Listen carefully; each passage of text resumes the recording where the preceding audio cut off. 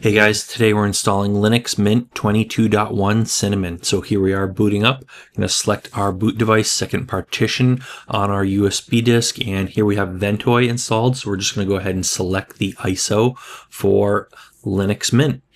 So scrolling around here, because I got a ton of ISOs on here. By the way, Ventoy is a great tool. I did a video on it recently. You might want to go check that video out. But here we go, Linux Mint 22.1 Cinnamon. I'm going to boot into normal mode, and that is going to actually boot that ISO. And here we are at the Grub bootloader. That's where, an actual Linux Mint USB installer would take you to. Now that we've got, this is basically a live install disk. So I'm just going to change the background and just so it looks nicer. I just feel like doing it. And then I'm going to change the GUI scaling because it's a 4K display. So I'm scaling the GUI elements so they're bigger and easier to see for this video, right? So now click on the Linux Mint installer, and here we go. Here's the installer, and we're going to go ahead and click continue and select English US. And pretty much standard stuff here. We're going to make sure to click this install multimedia codecs thing because those are pretty important for a lot of things, from the web to playing videos to all the normal stuff you would want to do. Now it will automatically mount a partition that was automatically mounted by this live desktop. So that's kind of a nice thing it does for you. And we're just going to wait a minute for these codecs to install. It doesn't take too long. I probably could have sped this part up, but there we go. It's done already. So from here, we could install it alongside an existing install because I already installed this before, but we're going to erase it and wipe it out. So erase disk and install Linux Mint. So I just want to wipe everything that's on there, whether it be Windows, Ubuntu, Linux Mint, whatever's on there, we're going to wipe it out and install it. And we're going to install it to this 250 gig SSD. So click to install now. Confirm we want to write the changes. So here we go. This is going to wipe out whatever was there before. Go with this time zone because I'm in New York. I'm going to type in a pretty generic username here. That's my PC name that I generally just like to go with for this PC. User1 is my username. Pretty simple, generic.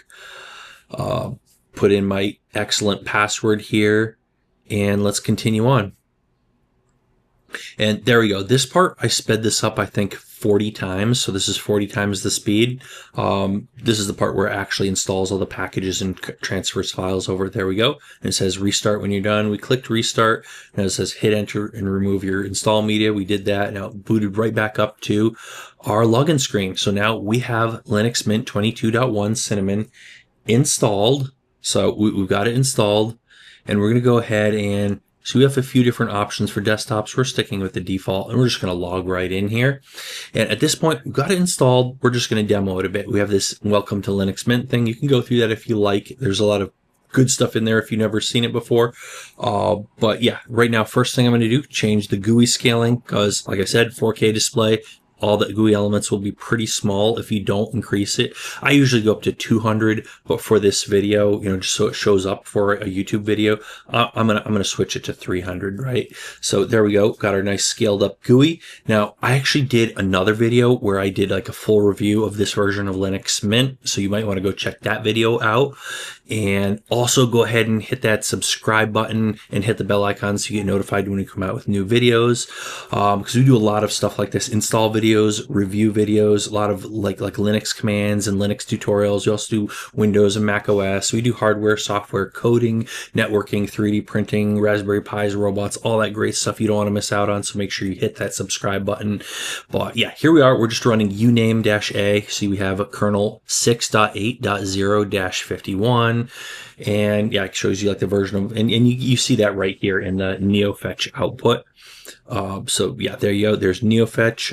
Yeah, it shows our kernel, the hardware I'm running a few years old i7 and a GTX 1080. But yeah, there you go. You can see my system, all the details, the window manager, all that good stuff. So anyways, that's it for today. Thanks for watching, and we'll see you guys on that next video.